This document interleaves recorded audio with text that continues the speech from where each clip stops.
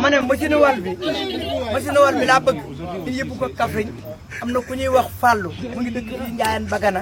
defarkatu machine mu ngi garage Matar man danaa jënd moteur def ko ci muy moteur muy machine dégg nga taabul bàyyi école bi dama bëgg Ibrahima soo xëyee suba teel demal ci ministre bi mu ñëw natt ko ñaata taabul la man danaa ko def yéen sonal bi alxames suba bi bu del see dinaa tëgg seen final bi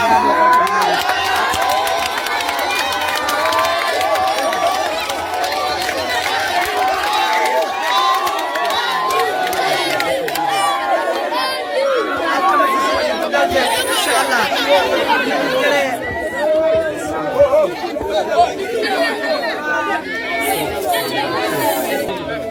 loolu laa mën a jàppale ba ma nekk député machine bi daal bu leen bu ko fi midi fekkee yéen la neex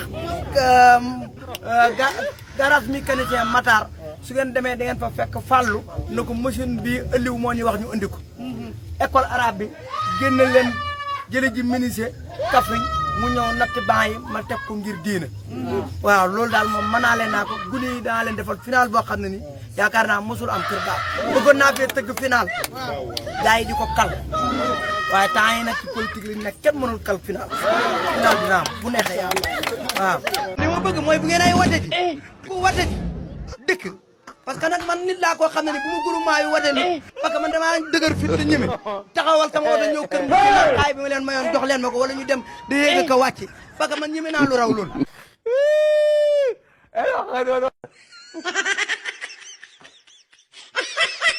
yaakaar naa final bi ma fi def ren kan ma koñ ki mënu koo am final boo xam ne ni ba may ñëw indi naa 10 paires mayo indi 1 million amagu li nga xam ne am na ak tooñ gi am kenn tey warutal toog lekk ba naan man dañu war ay gars yi campagne ren bi neex na neexaay boo xam ne gëj na maa gis campagne bu neexee nii quoi mais man campagne kii candidat bi bëgg na maa xam ban candidat la parce que moom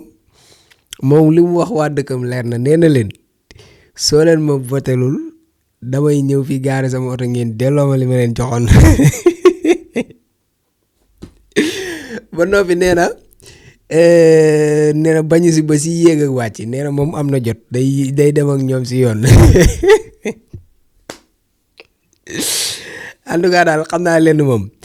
xaw ma fan la dëkk mais boo leen ko voté loolu yéen a ko tooñ parce que wax na leen lu leer boo leen ko voté loolu di ngeen ko delloo xaalisam wala mu dem ak yéen si yoon voilà yéen nag yéen a choisir da ngeen bëgg a dem si yoon wala da ngeen ak ay promesses yi nga xam ne moom la leen di dig nee na dina tëgg benn tournoi benn final quoi final nawetaan la waaw baax na xam naa ne daal suñu dëkk kaw yi moom war nañoo yeewuwaat tuuti quoi vraiment parce que parfois buñ koy waxuñu ko pour dañuy suufeel ñii wala dañuy yëkkati ñii quoi mais am na yoo xam ne maanaam pour man nit ñi war nañ ko dépasser quoi mooy benn politicien taxaw wala mu falee dinaa leen defaral lii yow bu fekkente ne ni daara ji wala école bi dafa manqué woon lii yow yaa ngi dëkk si gox bi xam nga loolu nga bàyyi ba période élection ñëw nga ne leen bu subaa dinaa jënd 2 tonnes ciment ñu defaraat jàkka ji bu subaa dinaa leen jox ngeen jënd ay banc pour école yi école bi nekk sàngam bu subaa dinaa leen tëggal tournoi nawetaan et cetera xam nga yooyu genre politique yooyu président Sonko jëlee na ko fi quoi vraiment bu ñu gisee doole ba tey 2021 ñu gisaat nit kuy politiquer loolu ba léegi man ma wax ñu tàcc di kontaan voilà non mais en tout cas daal mu ngi noonu daal mais doy na waar mais gars yi Cheikh Yérim Seck ay mbokkam buñ ko bëggee bu dee fexe bëgg nañ di yeewu di ko gis ci jaam ak salaam duñ ko fekk ji kaso di ko yóbbul ay añ ak yooyu nañ ko wax mu moytu yenn yi parce que nag am na benn discours boo xam ne mu ngi koy jéem a dérouler fan yii yëpp président Ousmane Sonko artu na la démb gis naa la nga génnaat defaat sa vidéo di naan ay Sonko daf ma tëkkoog man munu maa xëpp ak nangam sa waay dama ne jamono ji jamono tàngoor lañ nekk moytul kaso yi xaw ma nag loo leen gis ci kaso yi xaw ma da ngeen yàlla ñu yàlla musal ci kaso te ngeen moytu kaso yi am na yoo xam ne dootuñu ko nangu ci réew mi de maanaam toog yor sa micro rek di wax lu la neex sa waay di dugg ci ay détails débat boo xam ne dafa sensible surtout lu jëm ci sécurité wu réew mi nga ne yow loolu dañ lay bàyyi nga ciy waxee nu mu la neexee ak fu mu la neexee di sos di teg di def di n'importe quoi loolu mënatul nekk président Ousmane Sonko nag li mu la wax bu duggul sa bopp bi dinaa la ko jottaliwaat nga digluwaat ko. Sénégal gi ñu nekk nga def fi lu ñu ump noo mënta nekk te lépp luñ fi def loo xam ne jaar Casamance dañ koy surveiller comme du lait sur le feu parce que Casamance la fa xew kenn mësu ko gis nit ñi xeex pendant 40 ans général Kandé ñëw nettoyer Casamance ba armée bi jëlaat Casamance nit ñi commencé ñibbi di dellu seen ay village nga dem financer benn livre benn jigéenu tubaab ñëw bind ni Casamance dafa am indépendance kan moo sañoon a def loolu sous Macky Sall kan. De la question de la paix yéen ñëpp dégg ngeen temps yi un livre bu ñu bind ñu ne c'est une Française qui a écrit ça on en a discuté avec le président Diomaye. Ce livre-là personne n'en fera la promotion ici au Sénégal. Si cette Française veut écrire, elle n'a qu'à aller écrire sur la Corse qui demande son indépendance à la France. Elle n'a qu'à aller écrire sur la Nouvelle-Calédonie qui réclame son indépendance, mais elle n'a pas à écrire sur le Sénégal. Et je veux dire à la France, je ne sais pas qu'est-ce qu'il y a derrière cette affaire. Parce que la France avait témoigné dans les années 90 avec Jacques Charpy en clarifiant la question de l'appartenance totale et intégrante de la Casamance au Sénégal. Maintenant qu'il y a un régime, comme je l'ai toujours dit, qui n'est pas anti-français, qui est pro-sénégalais, simplement. Un régime qui dit nous voulons notre souveraineté. Nous n'accepterons plus d'être des valets de qui que ce soit. On nous sort un livre et puisqu'ils ne peuvent pas revenir sur leur témoignage, ils ne peuvent plus parler d'indépendance, ils glissent sur la notion d'autonomie. On ne veut pas d'autonomie. C'est pas ça la question. Nous sommes un État unitaire, du nord au sud, de l'est à l'ouest. Les mêmes réalités vont s'appliquer sur chaque portion du territoire national. Et ce livre-là ne sera pas autorisé au Sénégal, ne sera pas commercialisé au Sénégal, parce que nous n'avons des gens de Djogé avec un projet de déstabilisation pour venir nous parler de ce qui nous concerne, nous, Sénégalais. Si la France veut donner des archives, elle n'a qu'à nous donner les archives de ces exécutions sommaires au Sénégal pendant la colonisation, des guerres qu'elle a menées ici, des tortures qu'elle a menées, des travaux forcés. C'est ça qu'on attend de la France. Qu'elle nous donne les archives de Thiaroye 44,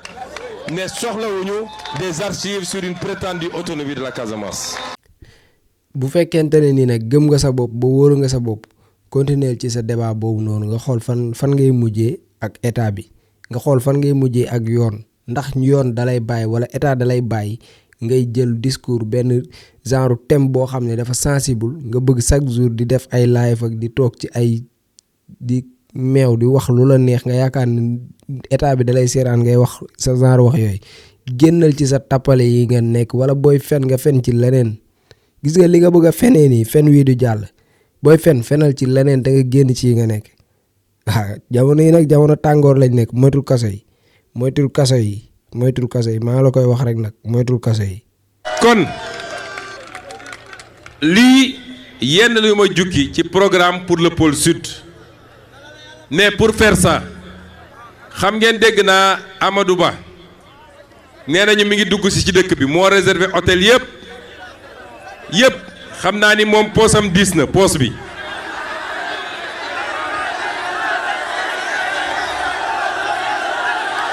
bu ñëwee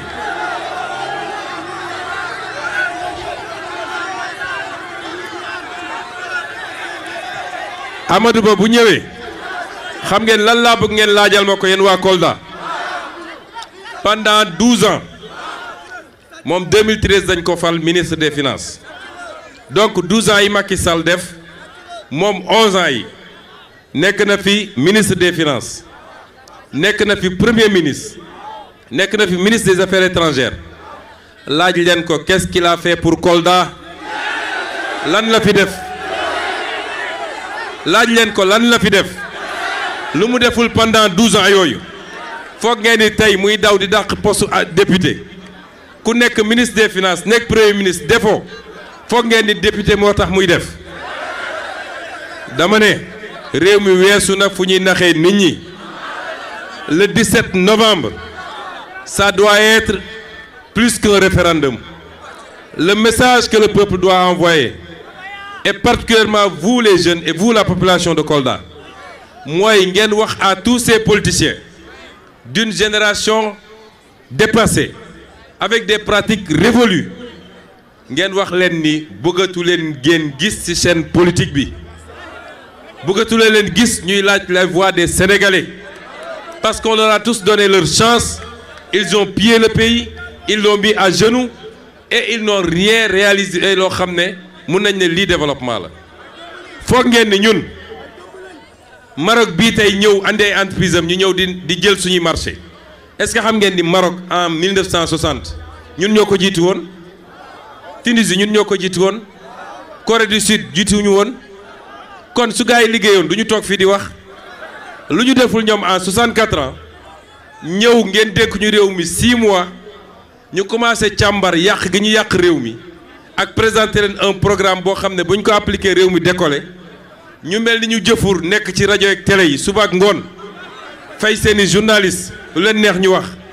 le peuple est assez mature et le peuple sait que l'heure du changement a sonné et c'est un changement définitif moo tax li ñu bëgg dañu bëgg yéen waa Kolda au soir du 17 novembre fii à Kolda xeeb naa fi 75% ndax bu dee démb lañ fi doon am majorité après un long combat que vous avez mené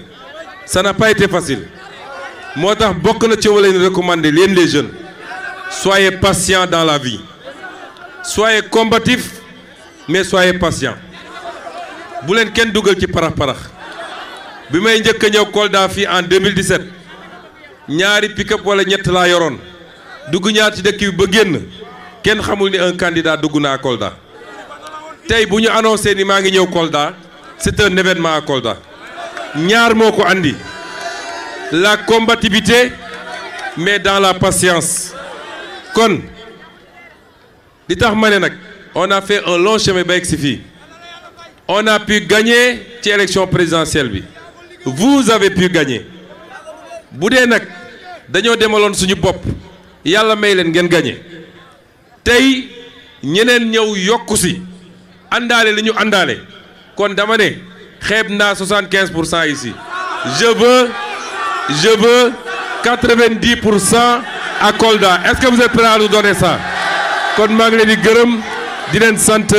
asalaamaaleykum wa rahmatullah. J'avais oublié un point quand je parlais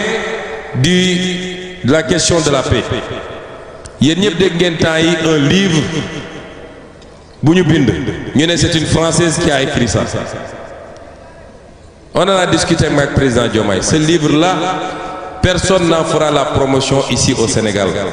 si cette Française veut écrire elle n'a qu'à aller écrire sur la Corse qui demande son indépendance à la France elle n'a qu'à aller écrire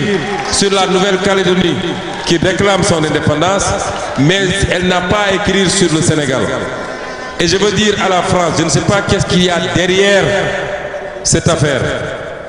parce que la France avait témoigné dans les années 90 avec Jacques Charpy en clarifiant la question de l'appartenance totale et intégrante de la Casamance au Sénégal. Maintenant qu'il y a un régime, comme je l'ai toujours dit, qui n'est pas anti-français, qui est pro-sénégalais, simplement. Un régime qui dit nous voulons notre souveraineté. Nous n'accepterons plus d'être des valets de qui que ce soit. On nous sort un livre et puisqu'ils ne peuvent pas revenir sur leur témoignage, ils ne peuvent plus parler d'indépendance, ils glissent sur la notion d'autonomie. On ne veut pas d'autonomie. C'est pas ça la question. Nous sommes un État unitaire du nord au sud, de l'est à l'ouest, les mêmes réalités vont s'appliquer sur chaque portion du territoire national. Et ce livre-là ne sera pas autorisé au Sénégal, ne sera pas commercialisé au Sénégal, parce que nous n'avons des gens de Djogé avec un projet de déstabilisation pour venir nous parler de ce qui nous concerne, nous, Sénégalais. Si la France veut donner des archives, elle n'a qu'à nous donner les archives de ces exécutions sommaires au Sénégal pendant la colonisation, des guerres qu'elle a menées ici, des tortures qu'elle a menées, des travaux forcés. C'est ça qu'on attend de la France. Qu'elle nous donne les archives de Thiaroye 44, mais nous des archives sur une prétendue autonomie de la Casamance. Donc, nous ça a été très long, mais je peux vous dire une chose, ce pays va changer et il va changer radicalement. Nous allons bâtir un nouveau pays. Nous allons bâtir de nouveaux fondamentaux. Nous allons bâtir notre développement. Nous allons renforcer notre unité nationale. Et nous le ferons avec chacun et chacune des Sénégalais. Je vous remercie. Assalamu alaikum.